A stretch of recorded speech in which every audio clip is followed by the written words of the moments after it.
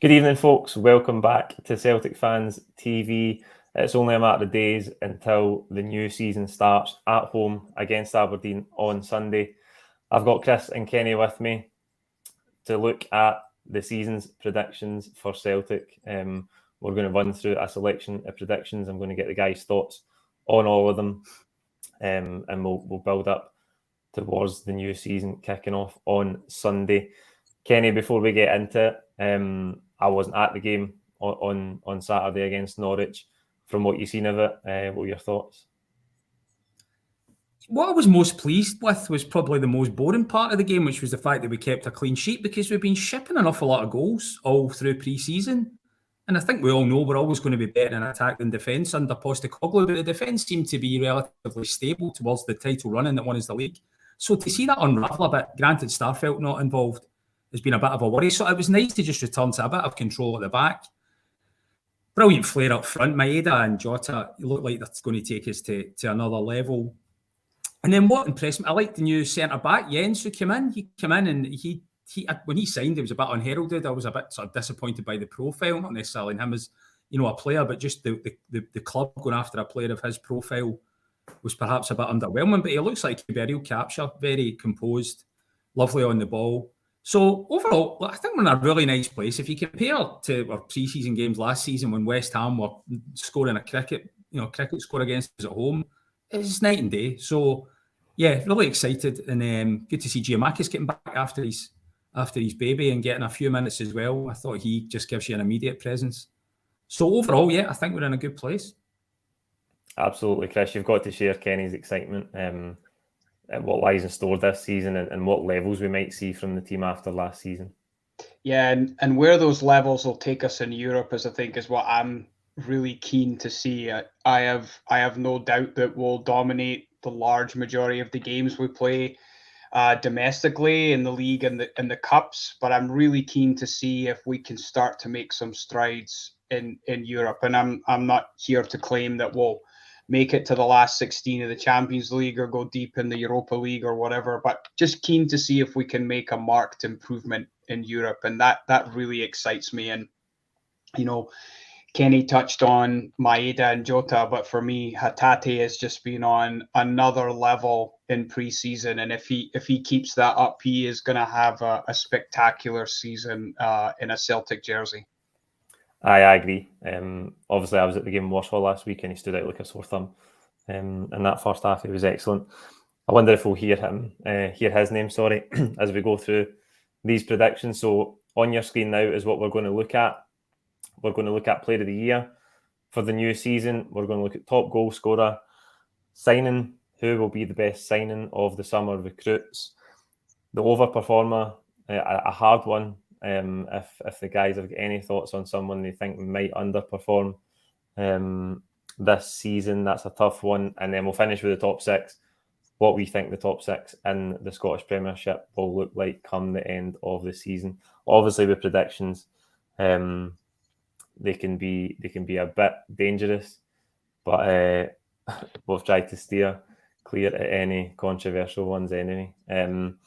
So Chris, we'll start with you. Player of the Year, season 2022-23. Who do you think it's going to be and why?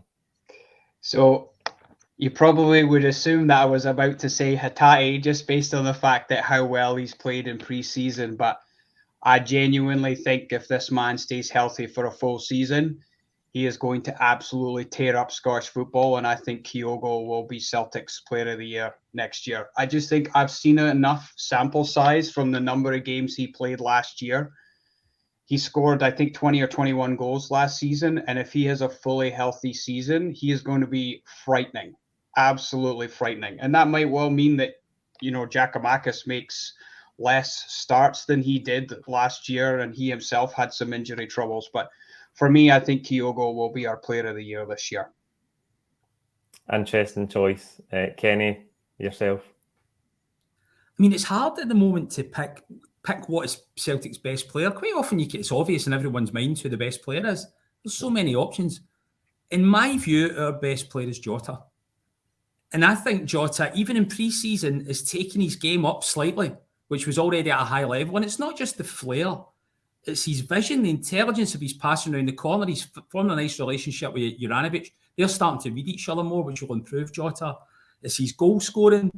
I mean, if you look back over the last 20 years about Celtic wingers, or top wingers, Scott Sinclair, McGeady, Forrest in his pomp, are any of them better than Jota? I'm not sure. I think you need to go back to Di Canio to find someone who's obviously a level above Jota. He's of that order of quality. And we've got him for a snip at 6 million. And he's just playing with a freedom. I mean, that Norwich left back is probably in therapy after what Jota done to him at the weekend. He was just running riot against a pretty high caliber opponent. So I think if Jota stays fit, I can see the trophy going to him, because I do believe he's our biggest talent. Okay, so Kenny is going Jota, Chris is going Kyogo. It'll be a surprise to no one that I think Kyogo will be Player of the Year as well. I just think, as Chris alluded to, he missed so much football last season, but he still managed to chalk up 20 goals.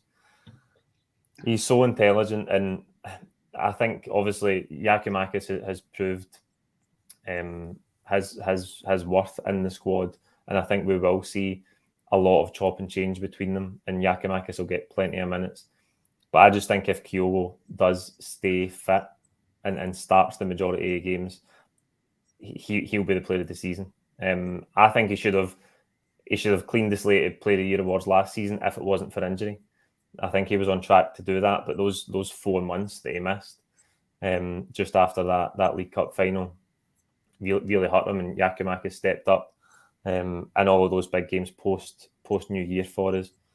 But I just can't see past Kyogo if he stays fit and he plays the volume of minutes that he should have last season if it wasn't for injury. I just can't see past him for Player of the Year. So there you go. Chris and I have gone for Kyogo. Kenny has gone Jota for Player of the Year. Kenny, we'll start with you in the next one, mate. Top goal scorer. How far apart are we going to be here? Well, we are quite far apart. So I'm going to oppose what you have just said about Kyogo. I love Kyogo, right?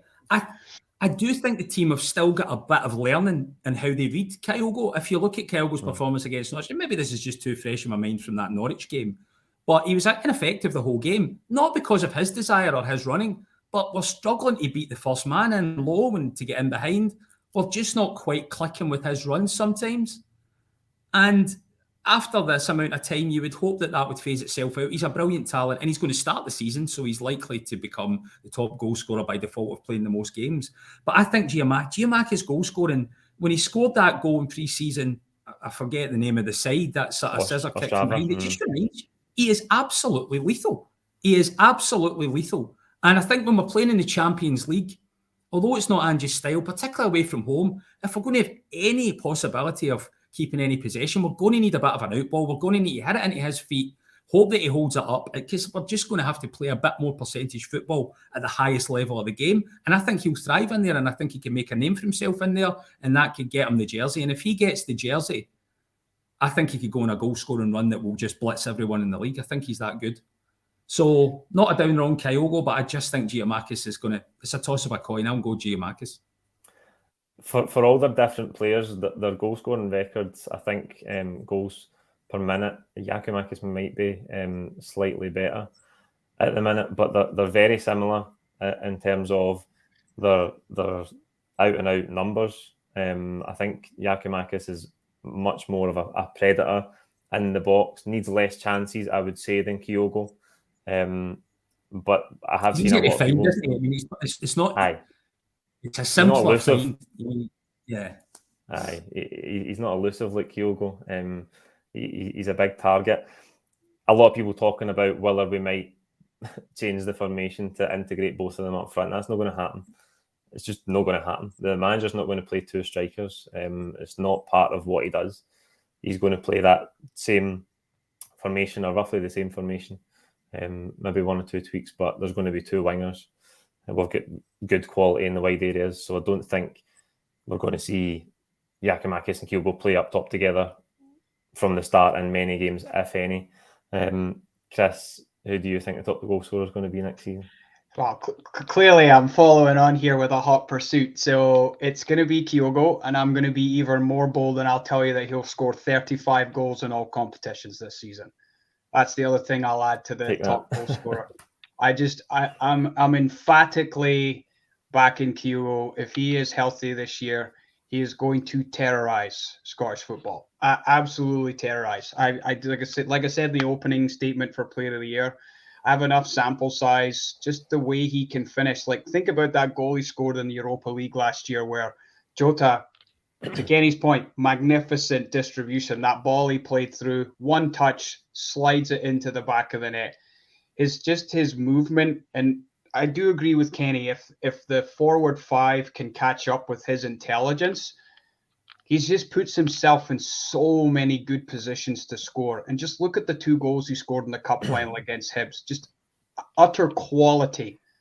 Like, those are not easy finishes. It takes a player of that standard and that caliber to be able to score those goals. And yes, Giakoumakis is absolutely lethal from 10 yards in, and he is the type of player that we all need in those games. I wholeheartedly agree with Kenny there. But Kyogo, top goal scorer, I'll call it right now, 35 goals in all competitions. That's a big statement. 35 goals. I'd be happy with that at the time. I'm going to try and no jinx this, but I'm going to go Kyogo as well. Again, I'm sure that doesn't really surprise many people, but if I think about his first goal for Celtic against, was it Jablonec last season in the away leg? And it's the first time he's ever really ran through and goal for Celtic. And he manages to just get there before the keeper, but dink it over him really, really delicately. And then you alluded to the goals against Hibs in the cup final, Chris. He's got that sort of almost arrogance sometimes and finishes that we talked about after the cup final. There was comparisons drawn to Henrik Larsson, obviously, and the style of the finish, the type of goal that we were so accustomed to watching Larsson score for Celtic. Now, I know he's not anywhere near the level of Henrik Larsson. That's never been the point that we were discussing, but I just think he's got that special quality in front of goal. And having said that, I do think there's times where he does need 1 or 2 chances, and Giakoumakis, as I say, is probably more deadly in terms of in and around the 6-yard box.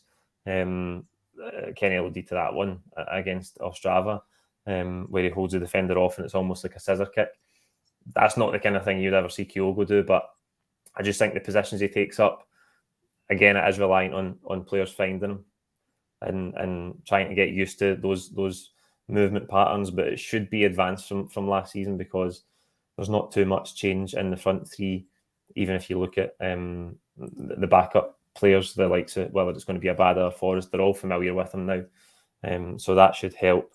And again, it comes down to minutes, it comes down to fitness. But I can't see past it being him if he stays fit and he plays the majority of the minutes this season. I don't think that's a given, though. I know I said I fancy him for Player of the Year, but I don't think the minutes is a given because I do think we'll see the manager use Giakoumakis based on the circumstances, different opponents, different competitions, a lot of games to balance as well. And I think given maybe Kyogo's fitness record last season, Ange probably made he probably admits it to himself that it was a mistake to play him in that Betis game or bring him on in that Betis game where he sort of got the injury. So that volume of games, he's not going to play every game, and Giakoumakis is more than able to deputise. So I don't think he might get the minutes, the overwhelming chunk of the minutes. But I think if he does get, 20 goals last season on how many appearances, if he can even make up half of those appearances that he missed last season, I fancy him to score the most goals for us. So there you go. Kenny has gone Giakoumakis and Chris and myself have gone Kyogo. Next one is maybe a bit difficult because it's the best new signing. Now, we've brought in 2 of the biggest signings of the summer in Jota and Carter Vickers, who are not technically new signings because they spent last season here, but they are new permanent signings. We've also brought in Bernabé, Siegrist, Aaron Moy and Jens as well. Maeda joined permanently, which was a foregone conclusion because of the clause in his loan deal from January. So there's a few players in there. Chris, I'll come to you. What way are you approaching this? Are you wanting to count Jota and Carter Vickers as new signings or not? No. So my response to this question for the fans is I'm not including Jota and Carter Vickers in my response. So I've gone for our new left back. So I've gone for Bernabei. So I think what would make him the signing of the season is the left back is probably Taylor's until he is, proved otherwise, right? I think he's probably earned the starting position, but I do feel if Bernabei comes in and he really cements himself in the team, I think he'll take the jersey from Taylor. And that's not a knock on Greg Taylor, because I think he really, really improved last season under Ange. And we needed strength and depth in that position, but you don't go spend £5 million on a left back, I don't believe, if you're not planning to give him some playing time or give him the opportunity to earn the playing time. So I could really see him turning out to be signing of the season. Because if he really gets going on the left, you've got him and either Maeda or Jota. And then on the right, you've got Juranovic and either Maeda or Jota, because we know that those two can swap. And I just think it gives us so much to build out of the back from. So yeah, that's who I'm going for signing of the season, based on the fact that Jota and Carter Vickers we're already in the Celtic, in the building, if you like, but we made them permanent through the clauses in their contracts.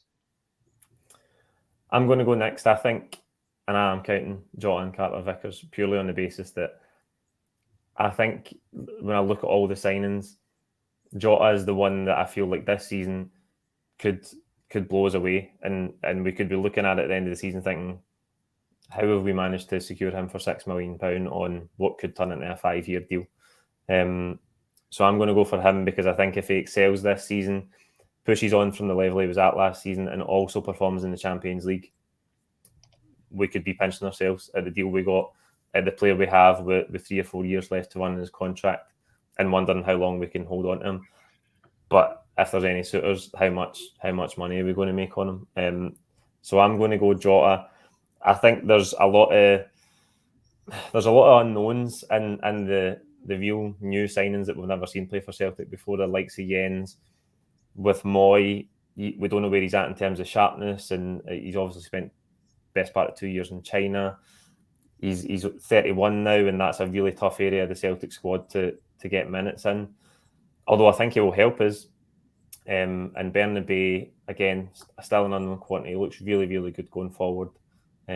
Defensively, maybe a wee bit to learn, it looks like, but it's really hard to go on hardly any time, just pre-season, a few pre-season games. It's really hard to judge players, but I'm going to go Jota for my best new signing, because as I say, I just think this season he could surprise us again.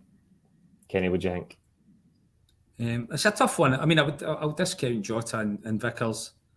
I'd love to say Bernabei, because with the money we've spent on him and the need for an improved left back, that would be a great outcome, and I hope it is, Chris. I'm just a bit uncomfortable with him. I think he is very vulnerable at the back. Granted, it's just pre-season. I don't mind a project, but if we signed a third striker, it should be a project. I don't know if we can carry a project back there with Greg Taylor. I'd rather have seen us spend £5 million on somebody that just takes his jersey. So I'm a bit uncomfortable about him. I hope that judgment is completely wrong. I would go with Jens, right? Now, this is based on YouTube and half an hour against Norwich, so it's just a bit of a punt. But he just looked very comfortable. I think in his interviews, he's really happy to be here. I remember listening to Yeti's interviews after he signed. Guy sounded suicidal to be here. This guy's delighted. He's full of energy, right? He's full of desire. He's nice. He gave a nice balance, because he can play. He appears to be able. I think he's right-footed, but he was certainly comfortable on the left-hand side of the defence. He's very composed. Starfelt has done really well, but at the end of the day, he's still uncomposed. People are still a bit nervous around him. So if he can come in, and he needs to push Starfelt and Vickers, because they're, in the absence of him, Welsh isn't going to do that. They're the first names in the jerseys, and they've got no pressure. If he comes in and pressurises them and can even bring us a bit more composure on that left-hand side, for the value we've paid, which is, well, it's undisclosed, but if we do get him permanent, it will be buttons. I think that could be signing of the season. but obviously a very early judgment.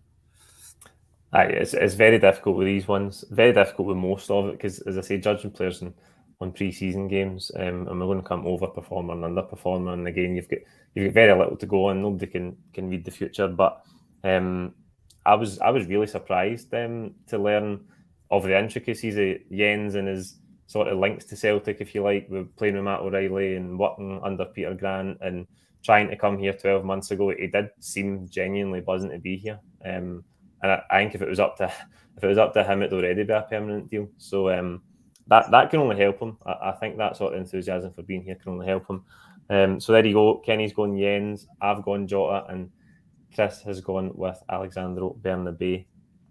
Right, next up, boys, is overperformer. So to give this one a wee bit of context, is there someone in the squad that you maybe don't think gets the sort of praise that they might deserve, or who might be on the periphery just now but is going to overperform this season and stand out and contribute much more than the general consensus would maybe expect? You think last season there was probably a few, Tony Ralston being the obvious candidate there, because he came from nowhere. Everyone thought his Celtic career was over, and he was almost unequivocally the most improved player in the Celtic squad last season. So Chris, we'll start with you on this one, mate. Do you have a feel of anyone who's going to overperform this season? So I was kind of interested to see what your sort of qualifications were for how we could pick someone, because this one and the underperformer were really tough. But I'm going to say Moritz Jens, and here's my rationale, right? I recognize he wasn't in the squad last year like Ralston was, and nobody's going to argue Ralston was the unequivocal winner of that, overperformed and beat out every expectation of what Celtic fans thought he was as a player and what he actually could be. And I think Ange deserves a ton of credit for that. But just building off of what you were talking about, when I was watching his interview, I marveled. I don't know if I've seen another Celtic player in their first interview demonstrate such passion and like have the demeanor of, I'm really happy to be here, but also with an attitude of, I'm not here just to be on the bench. Like, I'm here to have a starting place and I'm here to make the team. And I think he will absolutely be given an opportunity, because we know Starfelt's not going to be ready for probably a few weeks, maybe even a month or so into the season. And if Jens comes in and plays well and establishes himself in that time, I believe he'll just be given a chance to keep playing. And he could form a formidable partnership with Cameron Carter-Vickers. So just by virtue of that, and nobody expecting him to come in and take a place, he would be that overperformer for me, just based on expectations before the season starts. And this is a tough category to pick in. But I'm going to go for Moritz Jens. This is a hard one, Kenny. I kind of feel bad putting the two of them in, particularly the next one, which we'll come to. But what are your thoughts? I mean, it depends how you interpret things. So I'm going to go for someone that is in the first 11, but I think there's another level in them that will take them to somewhere different. If you think some players, good players, still have a coming of age season where they perform beyond your expectation. If you think about Edward in the treble season, we just spent £9 million on him. We knew he had a lot of quality, but at the end of the treble season, you knew he was a serious player for the English Premier League, and he just cemented himself as a level above. I think Matt O'Reilly could have that coming of age season. Now, we're almost pinching ourselves thinking, how on earth did we get him for £1.5 million based on that 6 months that he had there? But he's still settling in. He's 21. He's just a kid. You forget that. There's no way he's going to keep playing at the same level at the age of 21. He's only going to improve just through experience. He's talked really, I thought, ambitiously about getting in Denmark's World Cup team in November. The Danish national side are a highly ranked side, and for him to show that level of ambition and desire, and he said he wants to show himself off in the Champions League to make that happen. So he's got the bit between his teeth, and above all, he's just so talented. His vision, the way he takes the ball, everything that we've spoke about on here all last season, I think he's now placed in a lovely position where in 12 months' time, we're going to be fending off enormous bids, because at that point, other big clubs will be convinced of his longevity in the game. And I can see him overperforming in this 12 months, which is something to look forward to. It's an exciting prospect. We've somehow managed not to mention Matt O'Reilly so far until that point there, Kenny. And another one, Rio Hatate, who hasn't come up yet either. I do think O'Reilly's ceiling's so high, and I think it's bargain of the century that we got him for $1.5 million. And I agree that if he performs this season, similar like the things I mentioned with Jota, if he goes and excels on to the next level, performs in the Champions League, how long can you keep him? But if he has to go, how much money do you make on him? That's a hard one for me as well. I had two players in my mind. I'm going to go with Rio Hatate, and I know that overperforming for Hatate, it maybe doesn't seem like a very natural prediction for him, because he was excellent when he first came in, did tail off, but he's been excellent in pre-season. So if you asked 1,000 people this, half of them would have already said that Hatate will probably be their player of the year, just based on pre-season performances. But I want Hatate to be the overperformer. I want him to be the player that blows us away. And I want him to keep that level consistent, because I do think towards the end of last season, maybe just before, he admitted in that interview in Japan that he was just drained. It was doing him in, the travelling when he was called up for Japan and he had to come back and perform, like mentally and physically, he was just done in. I think before that there was people who were starting to think that how good a player do we have, because he blew everybody away and then he tailed off.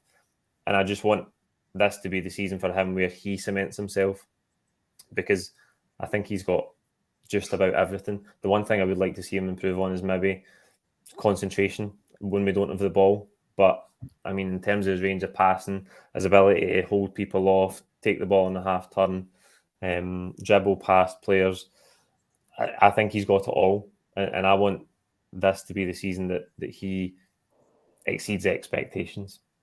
I think he's an interesting one because he's come here from Japan. I think he's maybe 23, 24. What are his next steps? Does he want to move on quickly and go to England or go to one of the big 5 leagues?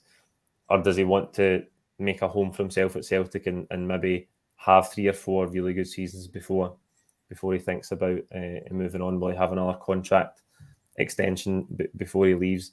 This is all to be seen, but I want him to be the player this season that really overperforms and goes past what people expect of him. So there you go. I'm going Hatate. Kenny has gone with Matt O'Reilly, and Chris has gone with the new signing, Moritz Jens. Right, so the next category up is underperformer, and if overperformer was hard, this was impossible because none of us sitting here want any Celtic player to underperform this season. That goes without saying.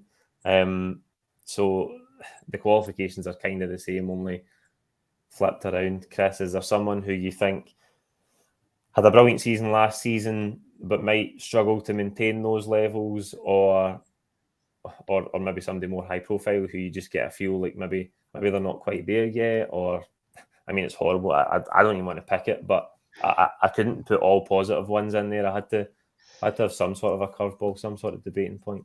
So I will qualify and say this, that I had 2 players in mind, and it was either David Turnbull or Liel Abada. And the one I went with on my list, and I do not wish for him to have a poor season, but I wonder, Abada really was a surprise last year, just in terms of the impact he had on the first team. I don't think anyone expected a 19-year-old young Israeli player to come in and have the impact he did. And he scored some massive goals, and he played great. But just based on who Ange Postecoglou favors at the moment, and if they're all healthy, I don't believe Abada starts in front of Maeda or Jota on a regular basis. And for a young player to have such an impactful season, I just wonder if he'll have a regression in his game as a result of not playing as much. And then as a result of not playing as much, does his confidence suffer a little bit, and therefore he underperforms? That's the logic I went with. I hope he completely smashes it and he's keeping Maeda out the team and he's the right winger of choice and Jota's out on the left, which I would have zero issue with. But asking me to pick a player, it was between him and Turnbull, because I think Turnbull's going to be on the outside looking in that midfield with all the strength and depth that we've got. I went for Liel Abada, and I'm completely wrong when I say that. I hope we're all wrong, whatever choices we make here, of course. Just the other player I was going to mention for overperformer was actually David Turnbull. And that might seem a bit strange, and I don't know if he would even get the credit off the back of a really good season. But he was another one last season that struggled with injury. That injury in the cup final put him out for, again, 3 or 4 months, around about the same period as Kyogo. I think domestically, Turnbull can be a real asset for us. The challenge for him is, can he make the impact in those games against Rangers? Can he make the impact in Europe in the Champions League?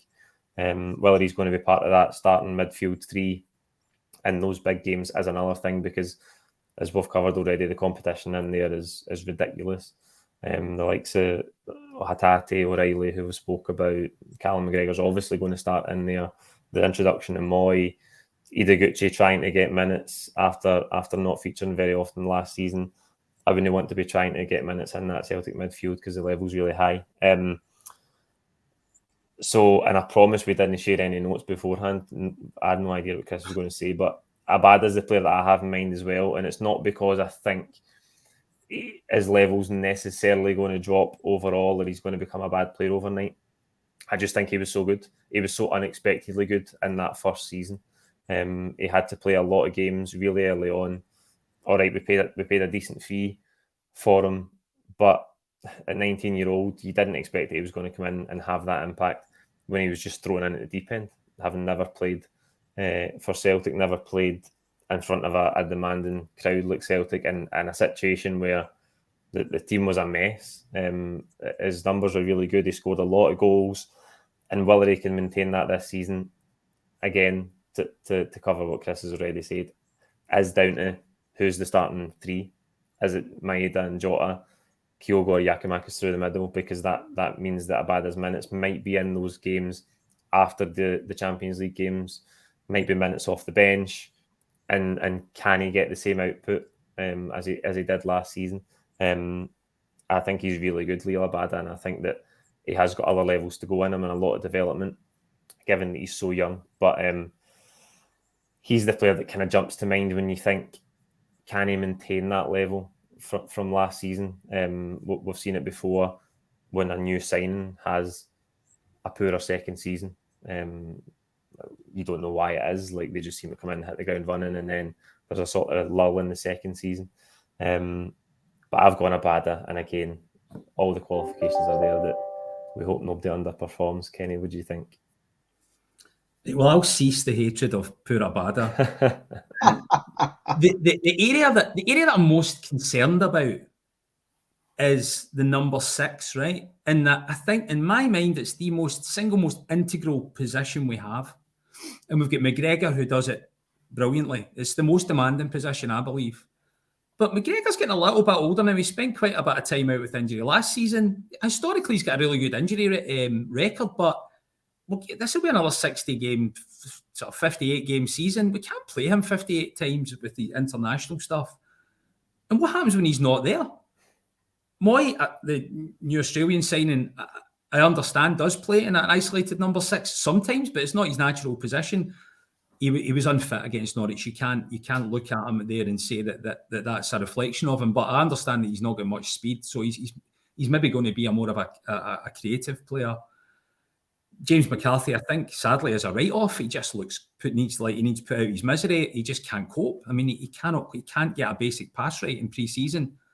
I have no idea how he's ever going to feature in the starting 11. We're just trying to probably move him on from that long deal. So you're left with Ideguchi, right? Now, my answer is Ideguchi, because I think Ideguchi is going to find himself getting quite a few minutes this season. And it's not to say that Ideguchi's got an obvious weakness.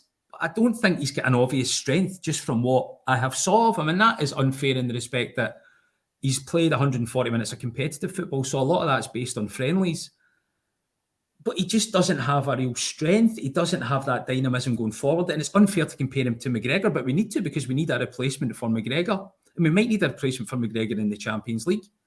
And McGregor, he's not strong either, but he harries people, he uses his body well. I just don't see that from Ideguchi. I'm not sure that if Ideguchi, through injury, was thrown into the Bernabeu or something, that he wouldn't get absolutely eaten alive. And it just makes me a bit nervous that he's probably who we're going to fall on as the immediate reserve in our most integral position. I think we should have signed someone else in there, someone with a bit more physicality. And I hope I'm wrong on him, right? We didn't spend any money on him, really. Can't imagine he's on huge wages because he had a bit of a wandering career before he came. But I'm not sure that's the most quality we would like to have in that position. So I hope I'm totally wrong, but I've got a feeling at the end of this season, we could be looking back thinking, should we have signed another 6? That is the one position I think that's still unanswered.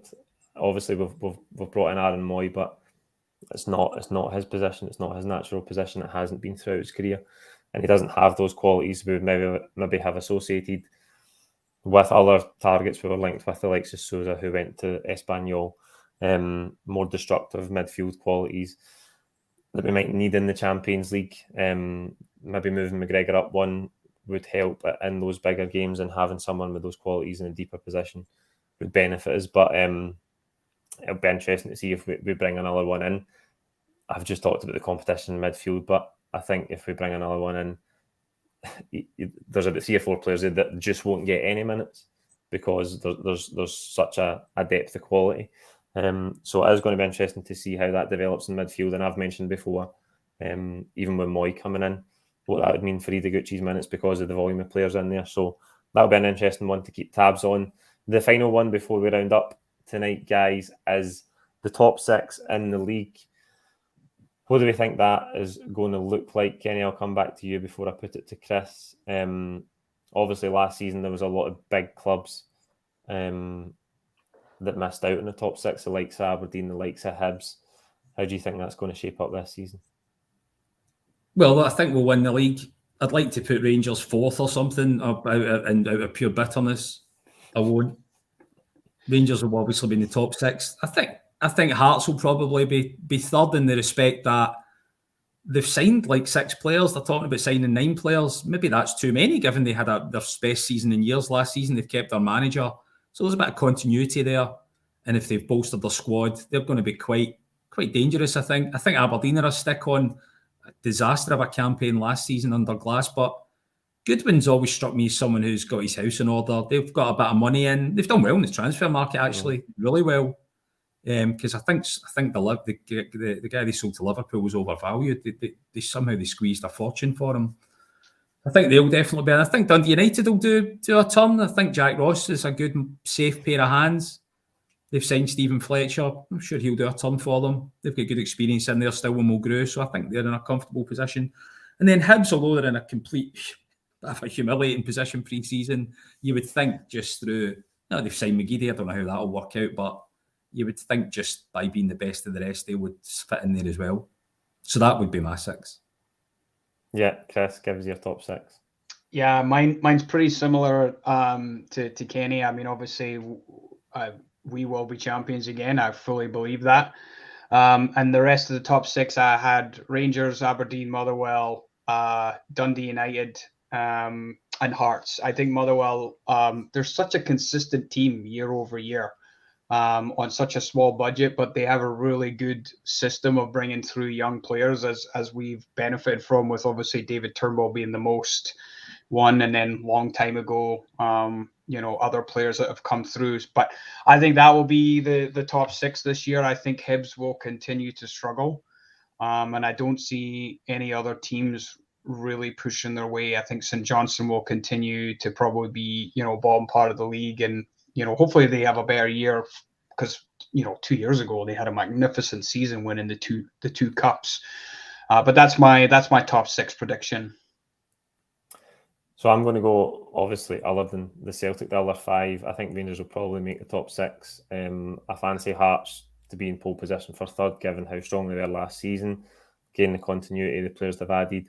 I think Aberdeen will probably make it again this season after the debacle last season. I think Jim Goodwin's pretty decent, and like Kenny says, they've managed to sell Ramsey and Ferguson for decent sums. I'm going to go Dundee United as well. Jack Ross, good manager, some good experienced players there. I think I was actually impressed with them last season under Tam Courts, and I'm really surprised they got Dylan Levitt back, by the way. That boy's a really decent player. And I think that the final one, I've gone with Kilmarnock. I don't see it for Hibs. I really don't see it for Hibs. Might be proven wrong. I just think Kilmarnock with McInnes, I know their squad maybe doesn't have the quality there, but I think McInnes and his record at Aberdeen in terms of winning games against the rest of the league was pretty good. I know Aberdeen can consider themselves almost the third biggest club in the country along with Hearts, but I think with McInnes there, they've probably got a decent shout at creeping into the top six. So that's who I went with. There you go. The choices for all the categories are on the screen.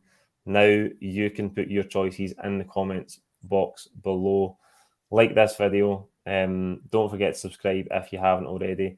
And I'll see you on Saturday with the first starting 11 prediction of the new season for Flag Day at Celtic Park against Aberdeen. So thanks to Chris and Kenny for their time, and I'll see you on Saturday. Cheers.